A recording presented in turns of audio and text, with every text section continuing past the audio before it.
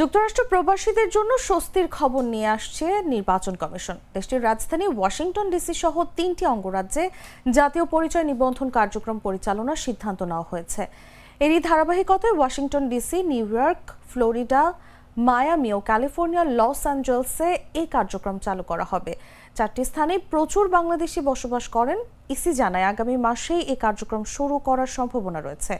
জানা গেছে এজন্য শীঘ্রই কারিগরি ও প্রশাসনিক টিম দেশটিতে পাঠানো হবে। 4 বাংলাদেশ মিশনে 4টি কারিগরি টিম গিয়ে দূতাবাসের কর্মকর্তাদের প্রশিক্ষণ দেবে, আর 2টি প্রশাসনিক টিম যাবে তাদের কার্যক্রম তদারকি করতে।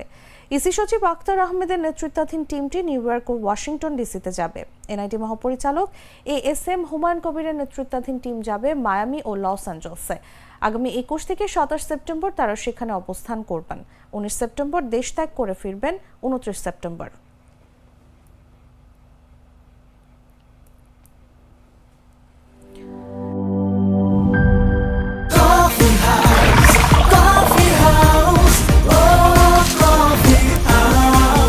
কফি হাউস, প্রতি চুমুকে আড্ডা জমে।